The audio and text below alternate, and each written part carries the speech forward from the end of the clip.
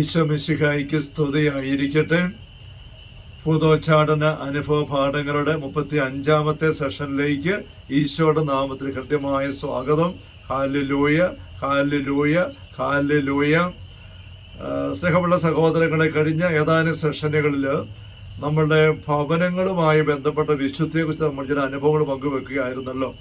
ആത്മഹത്യ ഒക്കെ പോലെ സംഭവങ്ങൾ നടക്കുമ്പോൾ അവിടെ തിന്മയുടെ അനുഭവങ്ങൾ പല രീതിയിൽ പ്രകടമാകുന്നതും അത് ദൂരീകരിക്കാനായിട്ട് വെഞ്ചരിപ്പ് നടത്തുന്നതിനെ കുറിച്ചൊക്കെ അതുമായിട്ട് ബന്ധപ്പെട്ട് ഞാൻ എൻ്റെ ബാംഗ്ലൂരിൽ ദൈവശാസ്ത്രത്തിൽ ഉപരിപഠനം നടത്തിയ അവസരത്തിൽ ബഹിഷ്കരണ ശുശ്രൂഷയെ കുറിച്ച് വായിച്ചു പോയപ്പോൾ കോളിൻ വിൽസൺ എന്ന പേരായ ഒരു ആംഗലേയ ഗ്രന്ഥകർത്താവിൻ്റെ മിസ്റ്ററീസ് എന്നൊരു പുസ്തകം എൻ്റെ കയ്യിൽ വന്ന് ഓർക്കുകയാണ്. ആ പുസ്തകത്തിൽ അദ്ദേഹം പങ്കുവെക്കുന്ന കുറേ കാര്യങ്ങളുണ്ട്.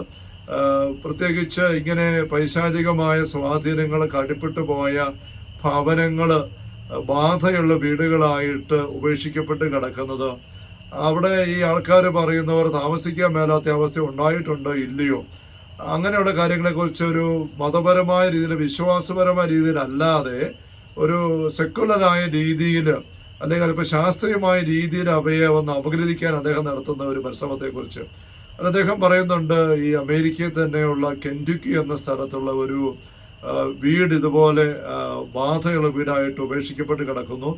അവിടെ ഒരു research foundation, psychic research foundation, North കരോലിനയിലുള്ള ഒരു ദർഹാം സ്ഥലത്തുള്ള ഒരു റിസർച്ചേഴ്സ് അവിടെ പോയി നടത്തുന്ന ടെസ്റ്റിനെ കുറിച്ച് പങ്കുവെക്കുന്നുണ്ട്. ആ ടെസ്റ്റ് ഇങ്ങനെയാണ്: ഈ ബാധയുള്ള വീട്ടിൻ്റെ ഒരു പ്രത്യേക മുറിയിലാണ് പണ്ടെന്നോ ഒരു ആത്മഹത്യയോ ദുർമരണമോ കൊലപാതകമോ മറ്റോ നടന്നിട്ട് ആ വീട് ഇന്ന് ജീവിക്കാൻ മേലാത്തായിട്ട് ഉപേക്ഷിക്കപ്പെട്ട് കിടക്കുന്ന എന്നാണ് അദ്ദേഹത്തിന് കിട്ടിയ അറിവ്. അത് വെച്ചിട്ട് അവർ 4 കൊച്ചു ജീവികളെയും കൂട്ടിക്കൊണ്ട് ഈ വീട്ടിൽ പോകുന്നതായിട്ട് ഒരു ടെസ്റ്റ്.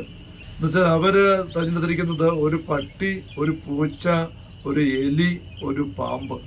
ഈ 4 ജീവികളെ അവർ കൂട്ടിക്കൊണ്ട് ഈ വീട്ടിൽ ചെല്ലുന്നു. ഈ വീടിനകത്തോട് അവരിങ്ങനെ കയറി ഇറങ്ങി നടക്കുന്നു. എന്നിട്ട് ഒന്നും അറിയാത്ത പോലെ ഈ പ്രത്യേക മുറിയിലൂടെ അവർ ജീവികളെയും കൊണ്ട് വരുമ്പോൾ അവർ പറയുകയാണ്, ഈ മുറിയിലേക്ക് കയറിയപ്പോൾ ഈ കൊച്ചു ജീവികളുടെ ചില ഭാവവ്യത്യാസങ്ങൾ അവർ നിരീക്ഷിക്കുകയാണ്. അതുവരെ അവരുടെ കൂട്ടത്തിൽ കോളായിട്ട് നടന്നു വന്നിരുന്ന പട്ടി ഈ മുറിയിലേക്ക് കയറാൻ വന്നപ്പോഴത്തേക്കും ഇങ്ങനെ മുരണ്ടുകൊണ്ട് കയറാൻ വിസമ്മതിച്ച് മറുതലിച്ച് മാറി നിന്നു. പൂച്ചയാകട്ടെ അതിൻ്റെ ഉടമസ്ഥന്റെ കയ്യിലായിരുന്നു. അത് തോളിൽ നിന്ന് ചാടി ഇറങ്ങിയിട്ട് ആ മുറിയുടെ മുകളിലേക്ക് കസേരയിൽ പോയി പ്രത്യേക രീതിയിൽ ഇങ്ങനെ പമ്മിയിരുന്നു. എലിയാകട്ടെ ഒരു ഭാവവ്യത്യാസം കാണിച്ചില്ല. എന്നാലും പാമ്പ് ഒരു കൂട്ടിലായിരിക്കും. ആ പാമ്പ് ഇവർ ഈ മുറിയിലേക്ക് കടന്നപ്പോഴത്തേക്കും പെട്ടെന്നൊരു ഭയന്നിട്ട് ഒരു ആക്രമിക്കുന്ന ഒരു ഭാവം അവലംബിച്ചുകൊണ്ട് ഇങ്ങനെ ശീൽക്കാല ശബ്ദം ഉണ്ടായിക്കൊണ്ട് നിന്നുവെന്നാണ് അവരെടുത്തു പറയുകയാണ്. മറ്റു മുറികളിലൂടെ കടന്നു പോന്നപ്പോൾ ഒന്നും ഇതൊരു ഭാവവ്യത്യാസം ഈ ജീവികൾ കാണിച്ചില്ല. ഇതൊരു ടെസ്റ്റ് നടത്തുകയാണ്. എന്നിട്ട് അതിനെപ്പറ്റി വ്യാഖ്യാനിച്ചുകൊണ്ട് ഈ കോളിൻ വിൽസൺ ആ പുസ്തകത്തിൽ പറയുന്നൊരു നിരീക്ഷണം കൂടിയുണ്ട്. അതിന് അദ്ദേഹം ഉപയോഗിക്കുന്നത് എഡ്വേർഡ് റസൽ എന്ന പേരായ ഗ്രന്ഥകാരൻ എഴുതിയ ഡിസൈൻ ഫോർ ഡെസ്റ്റിനി എന്നൊരു പുസ്തകം. അതിനകത്ത് പറയുന്ന ഒരു ആശയമാണ് ടി ഫീൽഡ് അല്ലെങ്കിൽ തോട്ട് ഫീൽഡ്. എന്ന് വെച്ചാൽ ഒരു സംഭവം നടക്കുമ്പോൾ ആ സംഭവത്തിന്റെ തരംഗങ്ങൾ ആ സംഭവം നടക്കുന്ന പരിസരത്തിന് പതിയുന്നു. അതൊരു വീടാണ്, വീടിന്റെ തറയില്, ഭിത്തിയില്, മച്ചില്, റൂഫില്, ഉപകരണങ്ങളെല്ലാം ആ സംഭവത്തിന്റെ തരങ്ങൾ പതിയും. അതൊരു പറമ്പാണെങ്കിൽ ആ പതിയും. അങ്ങനെ പതിയുന്ന ഈ തരംഗങ്ങൾക്ക് ഈ എഡ്വേർഡ് റസൽ ഉപയോഗിക്കുന്ന പേരാണ് തോട്ട് ഫീൽഡ്, ചിന്താ മണ്ഡലം, അല്ലെങ്കിൽ ഒരു ചിന്തയുടെ ഒരു അങ്ങനത്തെ ഒരു മണ്ഡലം. ടി ഫീൽഡ് എന്ന് ചുരുക്കി പറയുന്നു. ആ തരംഗങ്ങൾ അവിടെ പതിഞ്ഞു കിടക്കുക കാലാകാലത്തോളം. അതിനെ ഇല്ലെന്നാക്കുന്ന എതിർ തരംഗങ്ങൾ അവിടെ വന്നെങ്കിൽ മാത്രം അത് ഇല്ലെന്നാവുകയുള്ളൂ സമർത്ഥിക്കുകയാണ്. എന്നിട്ട് എഡ്വേർഡ് റസൽ ഒരു നിരീക്ഷണം പറയുന്നത് തൻ്റെ ഈ തോട്ട് ഫീൽഡ് ചിന്തയ്ക്ക് പശ്ചാത്തലമായിട്ടും അല്ലെങ്കിൽ അതിൻ്റെ ഒരു ആപ്ലിക്കേഷനായിട്ടും പറയുന്നത് ഈ പരമ്പരാഗതമായിട്ട് മതങ്ങളിലൊക്കെ ഇങ്ങനെ ആശീർവദിക്കുമ്പോൾ, ബ്ലെസ് ചെയ്യുമ്പോൾ സംഭവിക്കുന്നത് ഇത് തന്നെയാണ്. ടി ഫീൽഡാണ് പതിയുന്നത്. ബ്ലെസ് ചെയ്യുന്ന വ്യക്തി, ഒരു വൈദികൻ ആശീർവദിക്കുമ്പം പിതാവിൻ്റെയും പുത്രൻ്റെയും പരിശുദ്ധാത്മാവിൻ്റെ നാമത്തിൽ ആശീർവദിക്കുന്നു എന്ന് പറയുമ്പോൾ ആ പിതാവ്, പുത്രൻ, പരിശുദ്ധാത്മാവ് ആ വ്യക്തികളുടെ സാന്നിധ്യം കുരിശടയാളത്തിലൂടെ ആ ഏത് വസ്തുവിൻ്റെ മേലാണോ വൈദികൻ ആശീർവാദം കൊടുത്തത് ആ വസ്തുവിൻ്റെ വ്യക്തിയിൽ പതിയാണ്, ഇംപ്രിന്റ് ചെയ്യപ്പെടുക, എന്നിട്ട് അവിടെ നിൽക്കുകയാണ്. അങ്ങനെയാണ് ആ വസ്തു ആശീർവദിക്കപ്പെട്ടതായിട്ട് മാറുന്നത്. അത് മറുവശം പറയുകയാണ്, പൈശാചിക കർമ്മങ്ങൾ ചെയ്യുന്ന വ്യക്തികള് പൈശാചിക ശക്തികളെ വിളിച്ചിട്ട് അവയുടെ ശക്തി വസ്തുക്കളുടെ മേൽ ഇങ്ങനെ ആഹ്വാനിപ്പിച്ചുകൊണ്ട് പറയുന്നു. അപ്പൊ ആ ശക്തി അവയിൽ പതിയുന്നു. അങ്ങനെയാണ് വസ്തുക്കള്, ക്ഷുദ്ര വസ്തുക്കള്, അല്ലെങ്കിൽ കൂടോത്ര സാധനങ്ങള്, കൈവിഷ തിന്മയുടെ സ്വാധീനമുള്ള ഭക്ഷണങ്ങളൊക്കെ ആയിട്ട് മാറുന്നത് എന്ന് അദ്ദേഹം ഒരു വ്യാഖ്യാന നിരീക്ഷണം എടുക്കുകയാണ്. ഇത് നമ്മൾ നമ്മുടെ ഭവനങ്ങളെക്കുറിച്ച് ചിന്തിക്കുമ്പോൾ ശ്രദ്ധിക്കേണ്ട കാര്യം തന്നെയാണ്.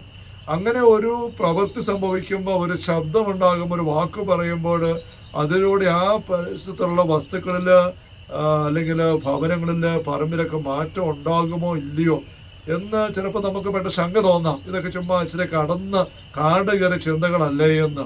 നമ്മളങ്ങനെ ചിന്തിക്കാൻ നമുക്ക് യാതൊരു അവകാശമില്ല. കാരണം നമ്മൾ തന്നെ ഓരോ ദിവസവും കുർബാന അർപ്പിക്കുമ്പോൾ എന്താ നമ്മൾ ചെയ്യുന്നത്, അച്ഛൻ ചെയ്യുന്നത് എന്താ? അടുത്താരെ നിന്നുകൊണ്ട് ഈശോ അന്ന് അന്ത്യത്താഴത്തില് അപ്പം കയ്യിലെടുത്ത് വീഞ്ഞ് കയ്യിലെടുത്തിട്ട് ചില വാക്കുകൾ പറഞ്ഞു. ആ വാക്കുകൾ പറയുക എന്നുള്ള പ്രവൃത്തിയിലൂടെ ആ അപ്പത്തിലേക്ക്, വീഞ്ഞിലേക്ക് ഈശോയുടെ ഉള്ളിൽ നിന്നും ആ വാക്കു വഴിയാണ് ശക്തി പതിഞ്ഞു എന്നുള്ളതാണ്. അതുകൊണ്ട് ആ അപ്പവും വീഞ്ഞും ഈശോയുടെ തിരുശരീരത്തിലേക്ക് മാറുന്നു.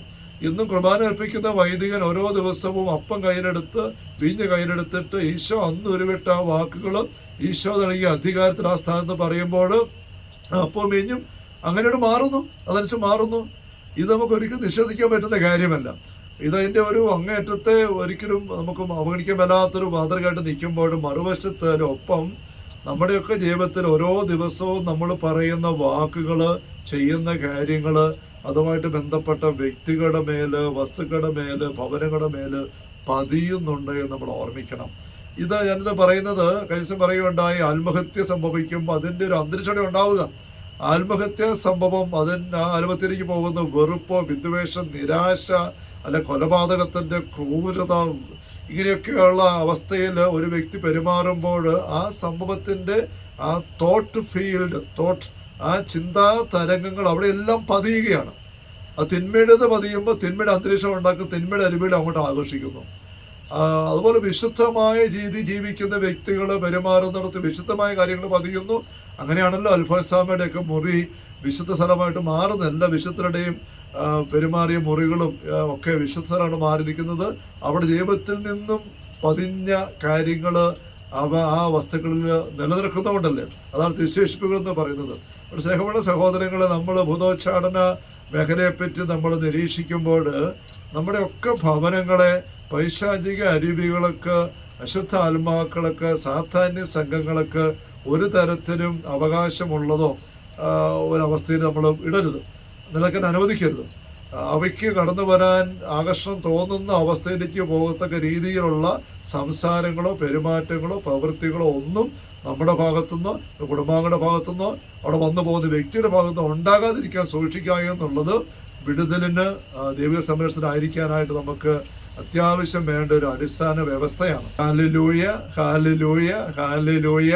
കർത്താവ് യേശു മിശിഹായുടെ സമൃദ്ധമായ കൃപയും അനുഗ്രഹങ്ങളും പിതാവായ ദൈവത്തിൻ്റെ അവർണ്ണനീയമായ സ്നേഹവും പരിശുദ്ധാത്മാവായ ദൈവത്തിൻ്റെ നിരന്തരമായ സാന്നിധ്യ, സഹവാസ, സഹായ, സംരക്ഷണവും സഹമുള്ള സഹോദരങ്ങളെ നമ്മുടെ എല്ലാ ജീവിത മേഖലകളോടും ഭവനങ്ങളോടും പരിസരങ്ങളോടും പ്രിയപ്പെട്ടവരും കൂടെ ഉണ്ടായിരിക്കട്ടെ, ഇപ്പോഴും എപ്പോഴും എന്നേക്കും. ആമേൻ. Ave Maria, Ave Maria, Ave Maria. Isho മിശിഹായ്ക്ക് സ്തുതിയായിരിക്കട്ടെ.